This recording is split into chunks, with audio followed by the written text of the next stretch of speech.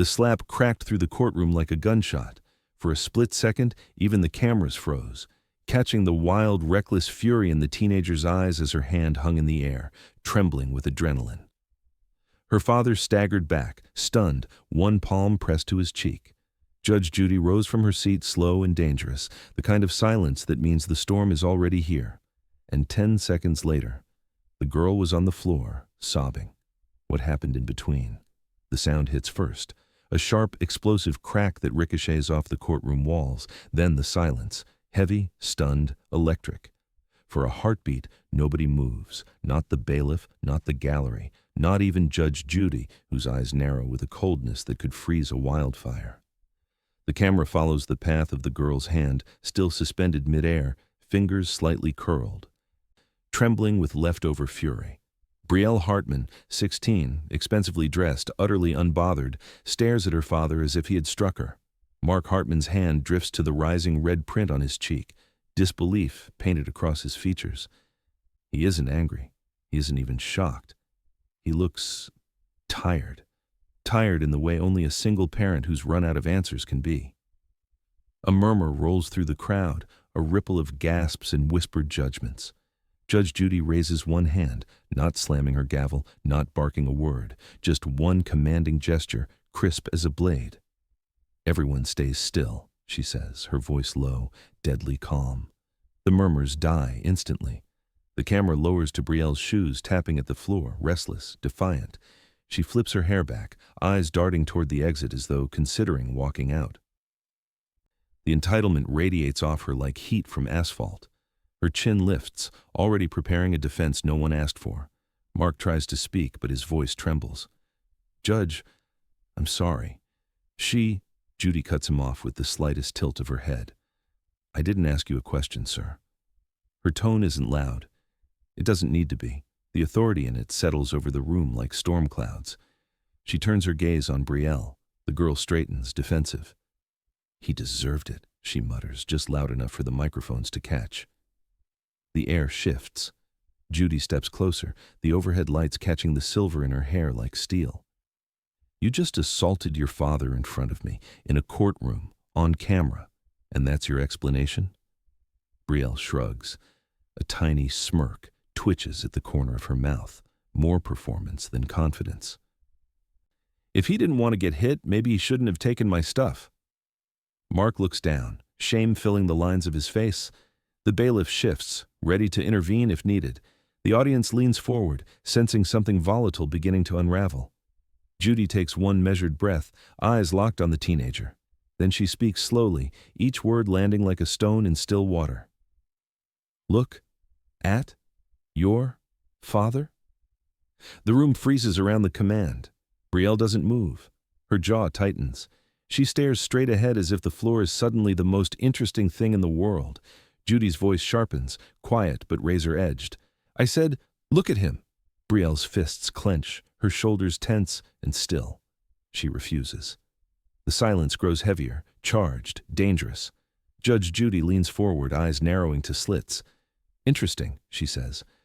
"Tell me, Brielle, why are you afraid to face the person you just hit?" Mark's voice quivers before he even speaks. The camera finds him rubbing the side of his face where Brielle's hand left a burning, uneven outline.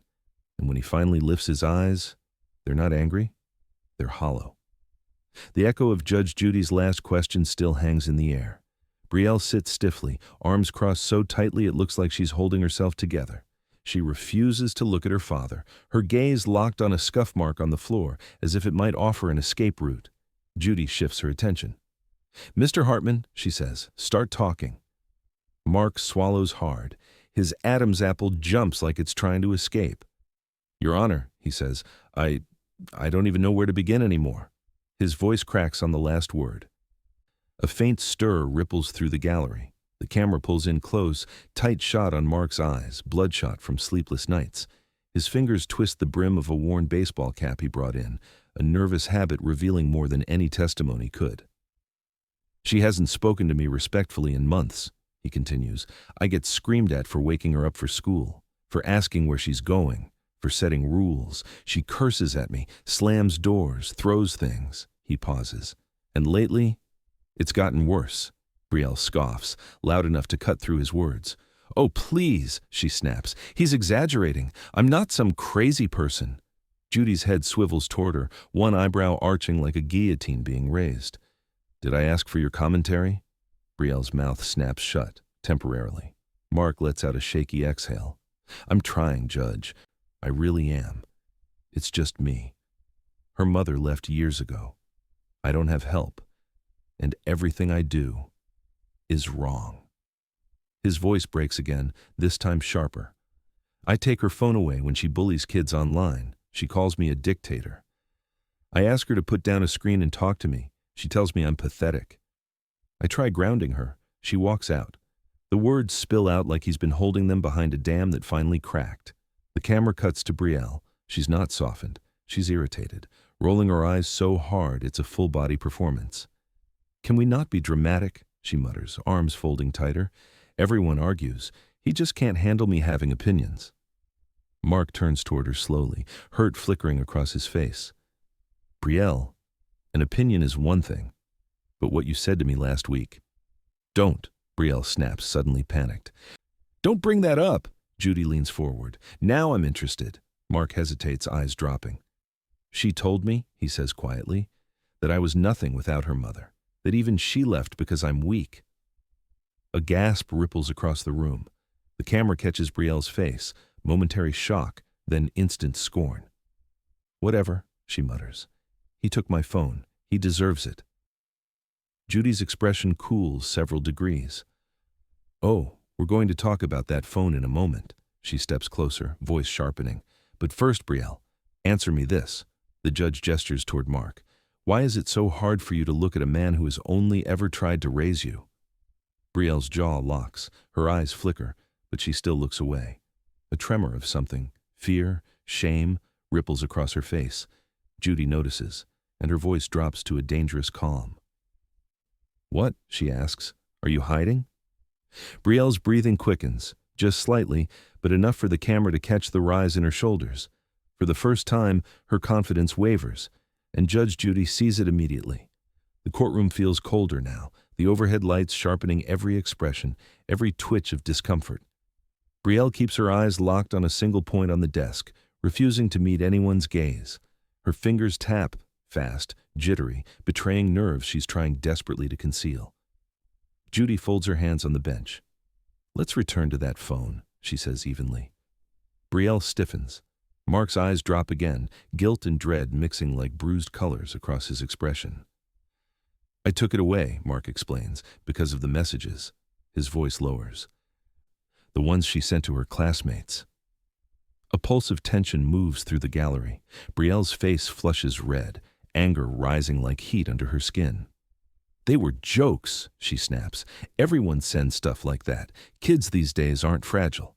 Judy raises a finger. "One more excuse," she warns, "and you will regret it." Silence clamps down again.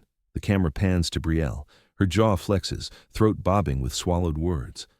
She's cornered, and she knows it. The usually sharp, icy glare in her eyes dims into something shakier. Mark pulls a folded printout from his pocket, hands trembling. "Your Honor, these are the messages. I didn't know what else to do." Judy gestures. "Bring them here."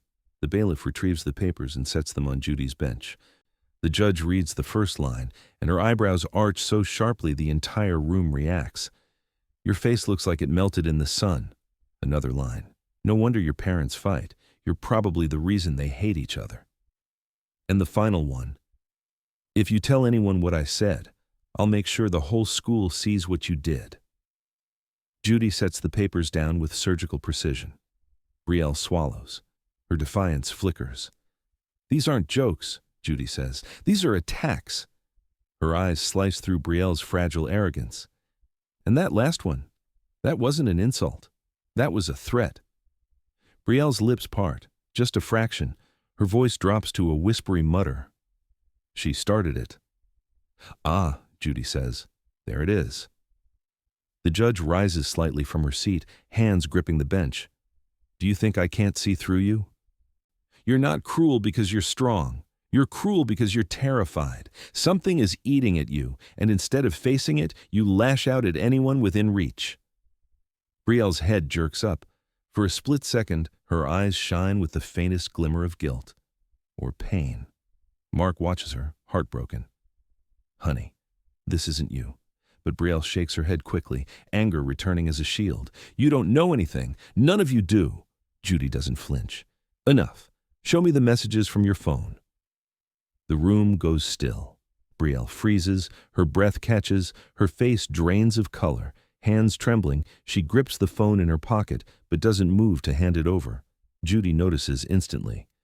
What, she asks quietly, is on that phone that you don't want me to see? Brielle's fingers hover over her pocket like the phone is a live grenade.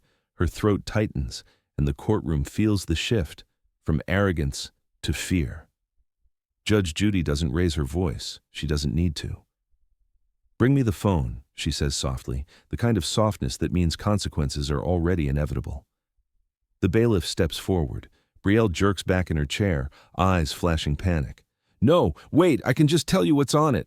Judy tilts her head. If it's no big deal, then hand it over. The gallery holds its breath. Brielle looks around, searching for an escape, a loophole, anything. Her chest rises too fast, her posture shrinking inch by inch. This isn't confidence crumbling, it's a fortress collapsing from the inside. Finally, with trembling fingers, she pulls the phone out and sets it in the bailiff's palm like she's surrendering a piece of herself. The bailiff walks it over to Judy. The judge unlocks it effortlessly. You kids leave your brains at home, she mutters, scrolling with swift precision. Passcodes like birthdays and dog names. You might as well leave the door open. Brielle winces. Judy taps through the messages. Each thumb movement tightens the courtroom air. Then her face goes stone still. Not angry, not shocked, something colder. She turns the screen toward herself again, reading slowly, out loud. If you tell anyone, I'll ruin you. Scroll. I have the pictures, don't forget that. Scroll. Your life will be over if you open your mouth. A horrified murmur sweeps the room. Mark's face collapses, emotion washing over him like a tidal wave of guilt and confusion. Brielle, what are you doing? What are these? Brielle shakes her head violently. She deserved it. She lied about me. I was just protecting myself. Judy slams the phone down, not with force but with finality. A sharp, echoing thunk. You weren't protecting yourself, she snaps. You were blackmailing another child. Brielle's breath hitches. No, I didn't. That's not... Stop lying, Judy says. Not shouted, not barked. Just a clean, precise command that slices through Brielle's excuses like a scalpel. The camera zooms in on Brielle's face as her rage melts into something far more fragile. Panic. Her lips tremble, her eyes darting, calculating, unraveling. Whatever story she rehearsed in her head is gone now. Mark sinks into his seat, devastated. How did it get this far? He whispers. How did I miss this? Judy looks at him, softer for half a heartbeat. Because you love her, she says, and love makes blind spots, especially when you're raising a child alone. Then, Judy turns back to the phone. There's more. A collective inhale sweeps the courtroom. Judy scrolls further, her eyes narrowing, the screen's glow washing her face in harsh white light. I see something here, Mr. Hartman, that you clearly didn't know about. Her tone sharpens into ice. Mark straightens. What? What is it? Judy lifts the phone. Her gaze locks on Brielle with a mixture of disappointment and something deeper, a warning. These aren't just nasty texts or threats. She pauses, lets the room lean in, lets Brielle's breath catch in her throat. There are photos here, Judy says quietly, that raise a much bigger question. She turns the screen away, her expression tightening. Where did you get these, Brielle? The courtroom freezes, and the storm breaks in silence. Brielle's breath stutters, tiny, jagged, and loud in the courtroom's dead silence. Judge Judy holds the phone like evidence from a crime scene, and Brielle knows exactly which photos the judge is talking about. The tension thickens until it feels like the walls themselves are leaning in. Stand up, Judy says. It's not a shout. It's a command weighted with disappointment more than anger. Brielle rises slowly, hands trembling at her sides. For the first time all day, she looks small, like a kid caught somewhere between defiance and disaster. Judy angles the phone toward herself, eyes fixed on the screen. You took these photos from another girl's phone? Brielle flinches. Mark's confusion deepens. What photos? She never takes pictures like that. Judy's gaze is sharp enough to carve stone. No, she doesn't, because these are not selfies. They're stolen, private images that belong to another girl. Images Brielle had no business having. Gasps ripple through the gallery. Mark's face drains of all color as reality slams into him. Brielle, is that true? His voice cracks, pleading for a denial he already knows won't come. Brielle's jaw clenches. Her shoulders curl inward, instinctively defensive. I didn't steal them, she says, voice wavering. She left her phone unlocked. I just looked. You did not look, Judy snaps. You took, you copied, and then you threatened her with them. The words hit like slaps. Brielle shakes her head desperately. It wasn't like that. She was talking trash about me. She deserved it.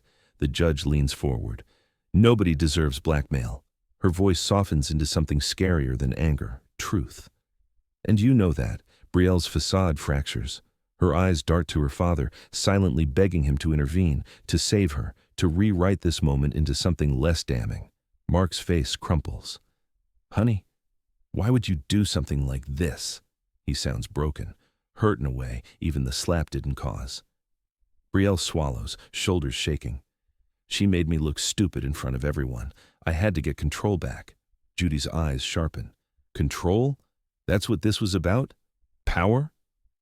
Brielle doesn't answer, but the silence is the answer. The judge taps the phone lightly, as if reminding the world of the evidence glowing on its screen. Tell me exactly how you got these photos. Brielle hesitates, then mumbles. It was at her birthday sleepover. She was in the bathroom. Her phone buzzed. I picked it up. And instead of setting it down, Judy says, voice growing colder, you dug through it like a burglar? Brielle's chin trembles. I didn't mean for it to go that far. Judy fires back instantly. But it did. Mark covers his face with both hands, elbows on his knees, shoulders sagging with the weight of the truth. My God, what happened to us? The courtroom absorbs the collapse, quiet, heavy, human. Judy straightens. Brielle, you understand that what you did is not only cruel, but illegal. Brielle's eyes widen in sudden, sharp panic. Illegal? No, I'm a kid. Kids just fight. You can't. This isn't fighting, Judy cuts in. This is exploitation. The girl's knees wobble. Judy turns to the door, voice hardening. And it appears the person you hurt isn't done speaking. The bailiff moves to open the door.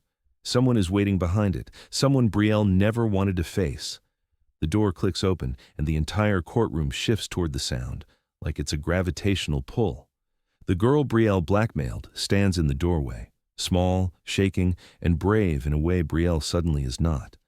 And when Brielle sees her, the last of her defiance fractures. Judy studies Brielle's reaction carefully. There it is, fear. Not the rebellious kind, the human kind. The victim hesitates, then steps forward. Her voice trembles. Judge, can I say something? Judy nods gently. Come in, sweetheart. The bailiff guides the girl to the witness stand. She clutches her sleeves, trying to shrink into herself. The courtroom leans forward, waiting. But Judy turns back to Brielle first. Stand up. Brielle rises shakily, breath uneven, face flushed with embarrassment and something else, realization. Judy steps closer. Her tone is no longer sharp steel. It is deliberate, heavy, precise. You have spent months tearing down anyone who threatens the image you built for yourself. But let me tell you something. The camera zooms in. You are not strong. Brielle's jaw tightens, her eyes glossy. Judy doesn't blink. Strength isn't hurting people because you're hurting. Strength isn't manipulating children. Strength isn't stealing privacy and dangling it like a weapon. Each sentence hits with the weight of a gavel. Strength, Judy says, is telling the truth even when it's ugly. Strength is facing the people you hurt. Strength is looking your father in the eye instead of hiding behind anger. Brielle's facade crumbles further with each word. The judge gestures toward the victim. Do you know what real courage is, Brielle? Her. The girl on the stand startles, wiping her cheek quickly. She came here alone, Judy continues, with no armor, no attitude, no lies, just honesty. Her voice softens, but the softness is laced with iron. And she's the one you tried to break. Brielle's breathing gets ragged. She grips the table like it's the only thing holding her upright. Mark watches, torn between heartbreak and relief. Relief that someone is finally reaching the daughter he no longer knows how to reach. The victim speaks softly, voice barely above a whisper. I didn't want to get her in trouble. I just wanted her to stop. Brielle squeezes her eyes shut, pain flashing through her expression. Judy steps back, giving Brielle one last chance to salvage something. I'll ask you once, she says. Do you understand what you did? Truly understand it? Brielle looks up, eyes wet, throat trembling, but no words come out. Not yet. Judy nods slowly, as if she expected this silence. Then she turns to Mark. Mr. Hartman, she says, injecting stillness into the room with a single breath. I need context. I need history.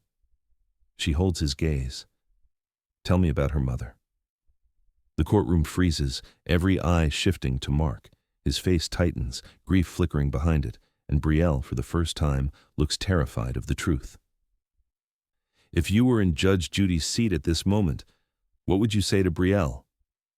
Mark's breath catches before he speaks. Just that tiny hesitation sends a cold ripple through the room. Brielle stiffens, her eyes widening with a fear far deeper than anything that's happened so far. Judge Judy notices instantly. The lighting in the courtroom shifts subtly as clouds pass the skylight, the atmosphere dimming, tightening, mirroring the emotional storm about to break. Mark rubs his palms against his jeans as though trying to scrape the memories off. Her mother, he starts, voice cracking on the second word. She was complicated. Brielle tenses. Stop, she whispers, barely audible. Don't talk about her. Judy's gaze sharpens. Young lady, you lost your right to control this narrative the minute you started hurting people. She turns back to Mark. Continue. Mark exhales, shoulders sinking. She was charismatic. The kind of person who could make you feel like the only one in the room, but she could turn cold, fast, manipulative, punishing. His hands shake slightly.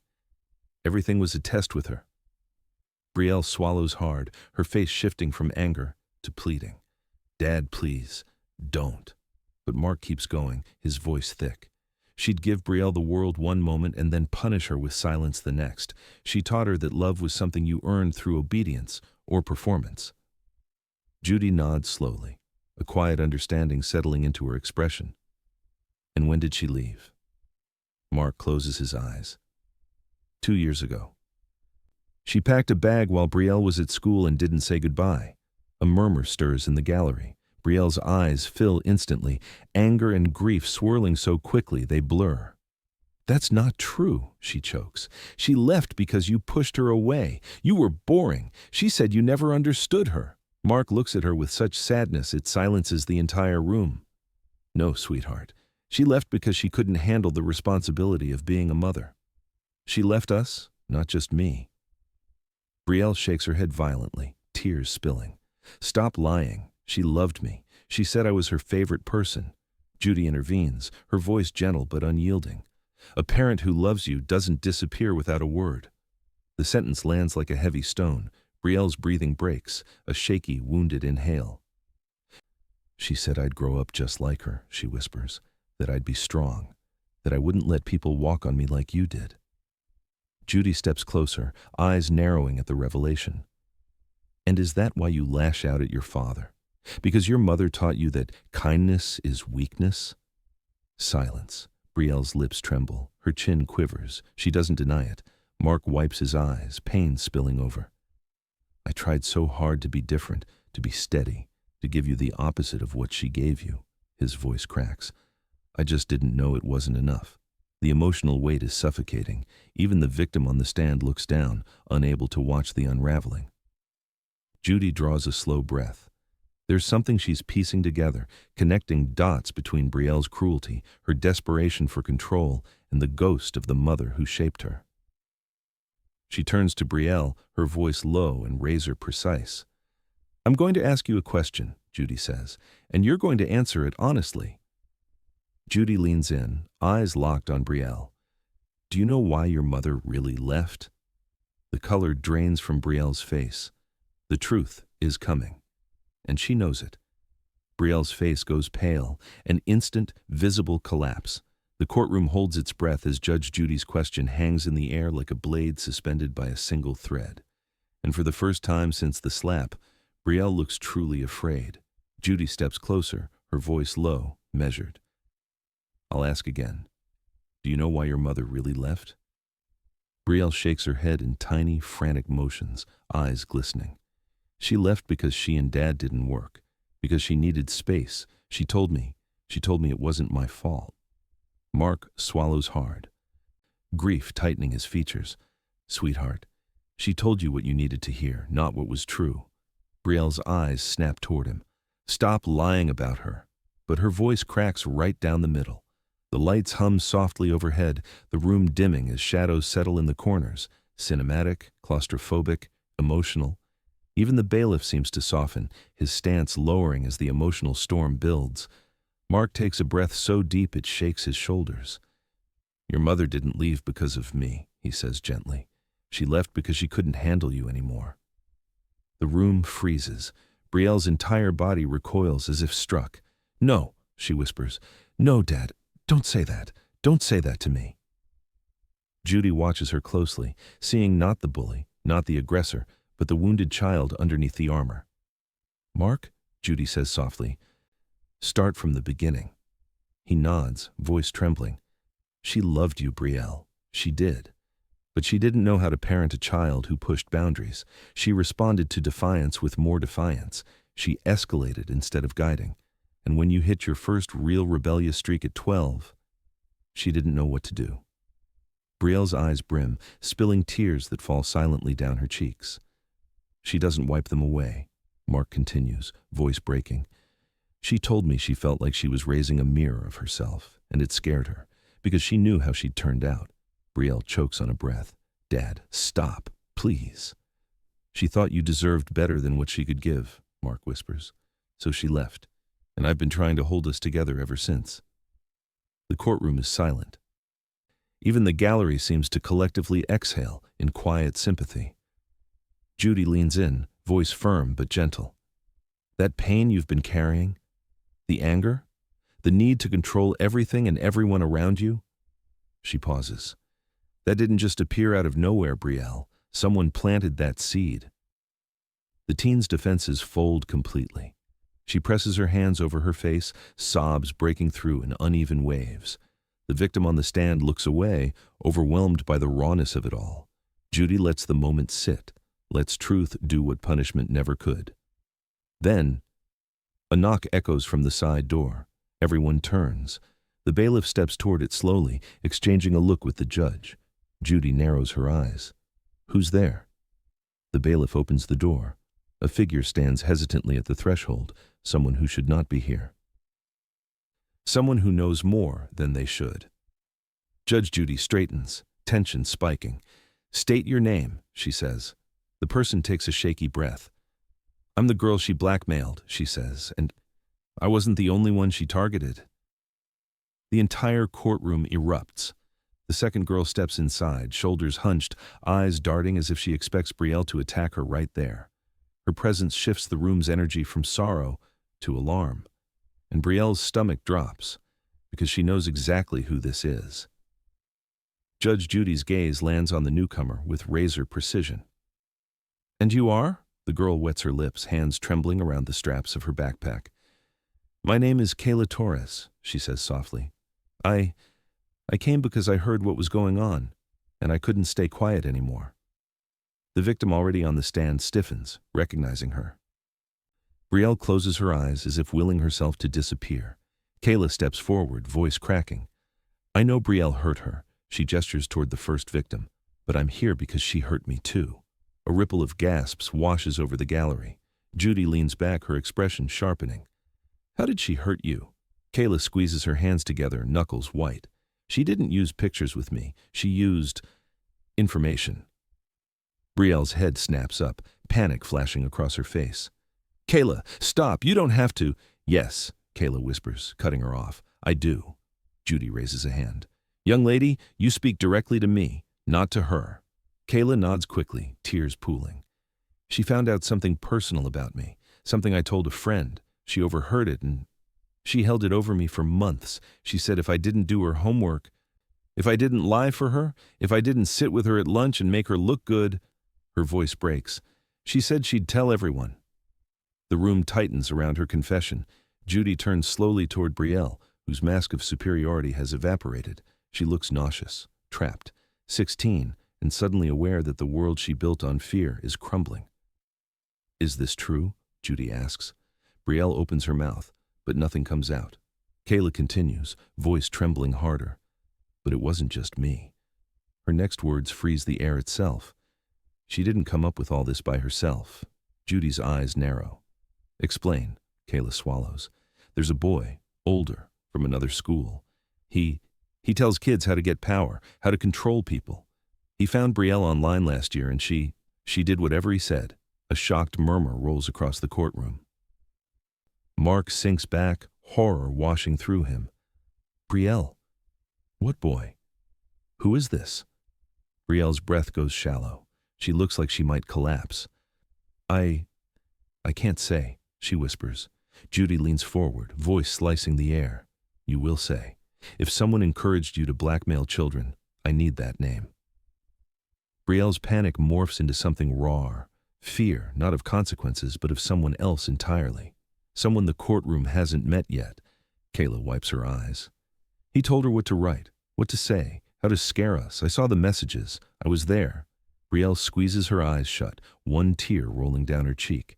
And the courtroom understands. This just became bigger than Brielle. Judy's voice drops to a cold, dangerous whisper. Brielle, who is this boy? Brielle looks up, terrified, and for the first time all day, she whispers the truth. I think he's watching. If you discovered your child was being influenced into cruelty, who would you hold accountable?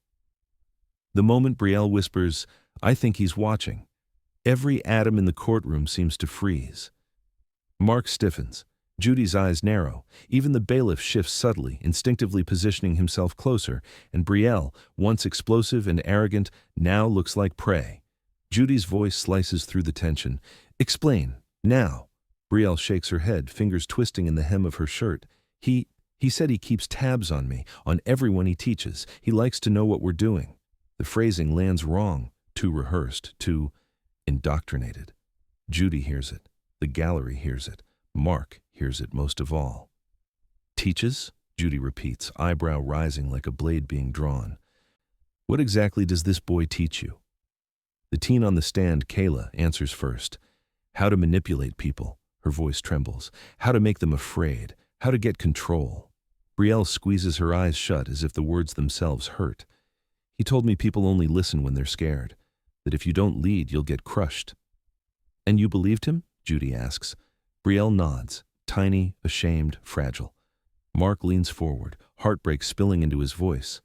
Sweetheart, who is this kid? Tell me his name. Brielle hesitates, tears filling her eyes. His name is Tyler. Tyler Vance.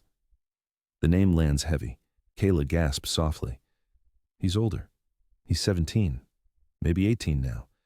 He got suspended from his school last year for bullying, but he posted about it like it was some kind of victory. Judy absorbs every detail, her face darkening with each one. Is he the one who told you to steal those photos? She asks Brielle. Brielle nods, barely audible.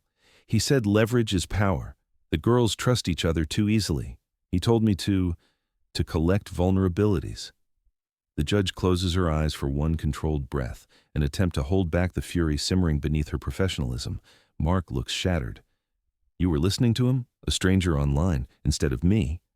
He wasn't a stranger, Brielle snaps suddenly, then winces at her own outburst, softening, voice shaking. He made me feel strong. Judy's eyes soften, but only briefly. Did he ask you for anything, Brielle? Anything inappropriate? A terrified look crosses Brielle's face, quick, unmistakable, but she shakes her head instantly. Not like that. He never asked for pictures. He didn't want anything from me except for me to be loyal. Judy nods once, slow but firm. Bailiff, she says, I want the username, platform, and any messages from this boy handed over to the authorities before this hearing ends. Brielle flinches. You can't, she whispers. He'll come after me. No, Judy says, leveling her gaze. He won't, because I will. The room is breathless. The emotional dominoes keep falling. Brielle isn't the monster she appeared to be. She's a teenager manipulated by someone who weaponized her wounds, her abandonment, her desperate need to belong. Judy walks closer, stopping right in front of Brielle. You didn't hurt these girls because you wanted to, she says softly. You hurt them because someone convinced you that cruelty was power. Brielle looks up, tears spilling freely now. I'm sorry, she whispers, not to anyone in particular, but to all of them at once. Judy nods. Good, because we're not done. The judge turns to Mark, eyes narrowing with intent. Mr. Hartman, how long has your daughter felt unloved? The room stiffens, and Brielle, already broken open, goes completely still. The question hangs in the air like the final note of a song nobody wants to hear.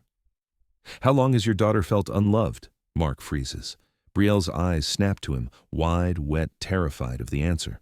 Judy watches them both, her expression unreadable but heavy with intent. This is no longer about evidence or punishment. This is about the wound underneath it all. Mark swallows hard, fingers tightening against the table. I don't know, he admits, voice breaking. I thought she knew. I thought she always knew. Brielle lets out a choked breath, a sound halfway between a sob and a gasp. Dad, stop, she whispers, shaking her head. Don't say it like that. People are watching. Her voice trembles with an old fear, one that predates the lies, the blackmail, the defiance. Judy steps toward her, gentle yet relentless. You care about people watching now? Because I think that's the problem, Brielle. You've been performing for so long, you forgot how to feel without an audience. Brielle flinches, wiping her eyes quickly as if catching herself showing weakness. Mark's shoulders sag. When her mother left, Brielle stopped believing anything I said. I told her every day that I loved her, that she wasn't to blame. But she'd just stare past me like she didn't hear a word. Brielle's lip quivers. Dad. Don't, but the dam has cracked. She withdrew, Mark continues, voice trembling. She pushed me away. She pushed everyone away. And the harder I tried to reach her, the angrier she became. The camera catches Brielle's face, pain rippling across her features, denial fighting truth. I wasn't angry, she mutters, voice cracking. I was scared. The confession shocks even her. Judy leans in, softening her tone. Scared of what, Brielle? Brielle grips the edge of the desk with white knuckles. Her breathing hitches. That she left because of me, she whispers. That I did something wrong. That I wasn't enough. Mark closes his eyes, devastated. Judy nods slowly, the courtroom growing impossibly still. And what made you believe that? Brielle's voice fractures. She told me that I was too much sometimes, that I was difficult. That she was tired. More tears. She said she needed space from the chaos, and I'm the chaos. Her last words shatter her completely. Her shoulders collapse, her hands fall limp at her sides. Mark stands abruptly, instinct overriding protocol. Brielle, no, you were never the reason. Your mother left because she couldn't handle her own problems, not because of you. But Brielle's sobs hit the table, raw, shaking, unrestrained. Judy lets the moment unfold, painful, human, necessary. Brielle, she says quietly, stepping closer, this is why you hurt people, not because you're cruel, but because you're convinced you're unworthy. Brielle looks up through tears, eyes full of confusion, shame, and desperate longing for someone to contradict her. Mark reaches for her hand. She lets him hold it for the first time, all hearing. The room watches the shift, the armor falling away, the child beneath emerging. Judy inhales deeply. Now, she says softly, tell me the truth. She waits. Why? Judy asks, voice low and piercing. Do you believe you were never good enough to stay for? Brielle freezes, and the answer, her answer, will change everything. The question detonates inside Brielle. Why do you believe you weren't good enough to stay for? Her breathing stutters. Her shoulders curl inward, and for the first time, she doesn't fight the emotion. She sinks under it. The courtroom grows impossibly still. Brielle's lips part, but no sound comes out. She wipes her face with trembling hands, but the tears keep coming, raw and unfiltered, washing away what's left of her armor. She finally chokes out a whisper. Because she told me. Mark freezes. Judy's eyes sharpen, not with anger, but with recognition of a deeper wound. Brielle stares at a knot in the wooden table, voice trembling like a loose wire. She said I reminded her of herself, that I was getting too hard to handle, that I needed too much. One night, she said people like us burn out everything we touch. Her voice cracks. And then she was gone. Mark sinks back, devastated. Sweetheart, no. She said those things because she was broken, not you, never you. But Brielle shakes her head, sobbing harder. I thought, if I became stronger, colder, she'd be proud. She always said emotions were weakness, that crying was manipulation, that people only loved you when you didn't need them. Judy's face softens with something like sorrow. Your mother taught you survival, not love. Brielle wipes her nose with her sleeve. Tyler said the same. That caring gets you hurt. That control is the only safe place. Her voice lowers. I didn't want to be left again. The room absorbs the confession like a blow. Even the gallery, so quick earlier to judge her, now watches with gentle, uncomfortable sympathy. Kayla looks down, twisting her fingers, grappling with the realization that the girl who terrorized her was herself terrified. Mark stands suddenly, taking a step toward his daughter before remembering where he is. He stops, but his voice reaches her. Brielle, you could have told me. You could have cried with me. You didn't have to go through this alone. I didn't want you to leave too, she sobs. I didn't want you to see how messed up I am. Mark presses a fist to his mouth to hold back his own tears. I would never leave you. Ever. Judy watches the dynamic unfold, father and daughter reaching for each other across emotional wreckage they spent years building. She gives the moment its space, then, with a slow inhale, she retakes control. Listen to me, Brielle, she says gently, stepping down from the bench. You are not your mother's mistakes, and you are not Tyler's puppet, but you are responsible for what you did, and that responsibility starts now. Brielle nods through sobs, exhausted, emptied. Judy turns to Mark. Mr. Hartman, I have one more question for you. Mark wipes his eyes, steadying himself. Anything. Judy looks at him with an expression that blends compassion and severity. What do you want for your daughter now? Punishment or healing? The question lands like a stone tossed into still water, rippling through every heart in the room. Mark takes a long, trembling breath. He opens his mouth to answer, but the victim on the stand suddenly rises, tears shimmering in her own eyes. Judge, she whispers shakily, before he answers, can I say something? The room turns toward her. What she says next will change everything. Every head turns toward the victim as she rises, quiet, trembling, but resolute. The soft shuffle of her shoes against the courtroom floor is the only sound, and even Brielle, mid-sob, lifts her eyes in stunned disbelief. Judy gives a small nod. Go ahead, sweetheart. The girl swallows, voice thin but steady. I don't want her life ruined. I just want her to stop hurting people. Her words slice through the room, not with anger, but with a kind of gentle bravery that even the adults struggle to muster. Kayla wipes a tear at the witness stand, echoing the sentiment with a tiny nod. Brielle's chest heaves as she breaks into another wave of tears, not out of guilt alone, but out of the shock that someone she tormented could still show her mercy. Judy regards the victim with a long, thoughtful look, then turns back toward Brielle. You hear that? Her voice is quiet, controlled. That's compassion, something you tried to stamp out in other people because you were afraid you didn't have any left. Brielle nods shakily, tears running freely. Mark sits beside her, voice thick. She's a good kid, Judge. She's made awful choices, but she's not lost. She needs help. Judy lifts a hand. Mr. Hartman, I didn't ask you if she's lost. I asked what you want for her now. Mark turns to his daughter, really looks at her, at the red, swollen eyes, at the slumped shoulders, at the terrified child beneath the bravado. I want her to take responsibility, he says softly. I want her to repair the damage she caused, and I want her to get the help she needs to never become the version of herself she's afraid of. Brielle sobs harder, leaning into him. For the first time in years, she doesn't pull away from her father's arm. Judy nods.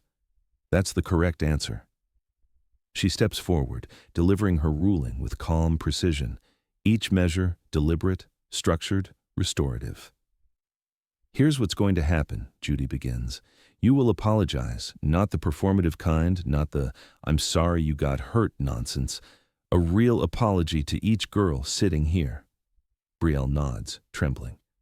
"Next," Judy continues, "you're going to pay restitution for the emotional harm and for the invasion of privacy. This is civil court. There are consequences." Brielle nods again. "And you will attend counseling, weekly, non-negotiable, not for punishment, for healing. Because you need to untangle the lies you've believed about yourself for far too long." Mark exhales, relief washing through his expression. Judy isn't done. "You're also going to follow strict digital restrictions, phone monitored, social media suspended, and all communication with this Tyler cut off immediately. The authorities will handle him from here." Brielle freezes, fear flickering across her face as she whispers, "Thank you." Judy softens just slightly. "You're welcome, but don't thank me yet." She glances toward the victim and Kayla, both watching with cautious hope. Your real work begins now. The courtroom breathes again, tension loosening but not fully released. Judy steps back toward her bench. She looks directly at Brielle. "Now," she says, "there's one thing left to do." She gestures toward the victims. "Are you ready to face them?" Brielle swallows hard, because the apology she's about to give will change everything. Brielle stands slowly, her legs unsteady, her breath trembling. The courtroom watches in a suspended hush, the kind of silence that feels like a collective inhale. And when she finally turns toward the two girls she hurt, something in her posture shifts, not defensiveness, not pride, but surrender. Her eyes meet the first victims, a girl she mocked, threatened, and humiliated. A girl who showed up today, trembling, yet somehow stronger than Brielle had ever been. Brielle swallows hard, wiping tears with the sleeve of her hoodie. I don't know how to start," she whispers. Her voice cracks immediately, fragile as stained glass. "I spent so long trying to pretend I didn't care about anyone. I thought if I acted tough, if I acted like nothing hurt me, then nothing could." The girl on the stand tightens her grip on the edges of her seat but listens. Brielle steps forward, her voice shaking in waves. "I hurt you because I didn't want you to see how scared I was. I didn't want you to know I felt alone, but that's not an excuse. What I did was cruel. It was wrong. And I'm sorry." Her voice breaks fully on the last word, forcing her to stop, breathe, gather herself. The victim whispers back, "Thank you," so softly it barely reaches the microphone. Brielle turns to Kayla, the girl she manipulated, pressured, and coerced. Kayla's eyes are glossy, her shoulders curled inward like she's bracing for a blow. "Not an apology." Brielle's lips tremble. "You trusted me, and I used that trust to control you." She squeezes her hands together to stop them from shaking. "That wasn't power, that wasn't strength, that was me being afraid of being left again, and dragging you into my fear." A tear slips down Kayla's cheek. "I'm sorry," Brielle whispers, "not because I got caught, not because I'm scared, but because you didn't deserve any of what I did." "None of it." Kayla nods slowly, hesitant but open. Her whisper trembles. "I just wanted it to stop." Brielle nods too, tears spilling freely. "I promise you, it will." Mark watches from behind, one hand pressed over his mouth. Judy studies the girl quietly, her expression softening as she witnesses something rare in her courtroom, a real apology, not a performance. The room breathes again, the air filling with something lighter than before. Grief, yes, regret, but also possibility. Judy stands, lifting her chin. "Well," she says gently, "that was overdue." But her eyes sharpen just a fraction. "We still need the ruling." She turns to her bench, robe swaying slightly, the final authority settling over her like a cloak. Brielle wipes her face, bracing herself. Mark grips her shoulder, steadying her for whatever comes next. The gallery leans in. Judy lifts her gavel, slowly, deliberately. "Let's finish this," she says. And as the gavel hovers in the air, the entire courtroom waits to hear Brielle's fate. Do you believe people like Brielle can truly change when confronted with truth? The gavel hangs suspended in the air, still, silent, heavy with the weight of everything that has been unearthed. The entire courtroom leans forward, breaths held, eyes locked on Judge Judy. And Brielle, red-eyed and trembling, braces like she's standing at the edge of a cliff. Judy lowers the gavel, but she doesn't strike yet. Instead, she looks directly at Brielle, really looks at her. "Stand up," she instructs. Brielle rises slowly, wiping the last of her tears. Mark stands behind her, hands clasped as if holding her steady from a distance. Judy begins. "Brielle, I want you to understand something clearly. I'm not here to punish you for being hurt. I'm here to hold you accountable for hurting others." The words hit with both firmness and something softer, guidance, maybe even protection. "You took private photos that did not belong to you. You used information that did not belong to you. And you inflicted fear to create power." Her chin rises. "That ends today." Brielle nods, whispering, "I understand." "No," Judy says gently. "You're going to prove you understand." She lays out the consequences, one measured piece at a time. "Restitution will be paid to each girl you harmed, not because money replaces pain, but because consequences teach responsibility." Brielle nods again, more firmly this time. "You will attend counseling, weekly, not optional. You're going to untangle the lies your mother left you with and replace them with truth." The judge's voice tightens, compassion wrapped in iron. "You will be monitored digitally, every account, every app, every message, until you show you can be trusted again." A breath shivers through the room, firm but fair. "And as for this Tyler," Judy's eyes sharpen, "I am referring every piece of information about him to the authorities. Adults who manipulate minors into cruelty do not get to hide behind screens." Kayla looks relieved. The first victim exhales shakily, and Brielle closes her eyes, a tear falling, not from fear, but from release. Judy softens her gaze. "Now, one more thing." She steps down, standing almost level with Brielle. "You are not your mother's unfinished story. You are not the sum of the worst things you've done, but from this moment forward, you are responsible for the life you build." Brielle's chin quivers. I want to do better." Judy nods. "Good, because your father hasn't given up on you, and I haven't either." She turns toward Mark. "You love your daughter. Now you guide her, not with fear, not with silence, but with firmness and truth." Mark nods, his voice thick. "I will." Judy raises her gavel at last. "This case is resolved, restitution ordered, counseling mandated, evidence forwarded, and may this courtroom be the place where this young woman's life begins to change course.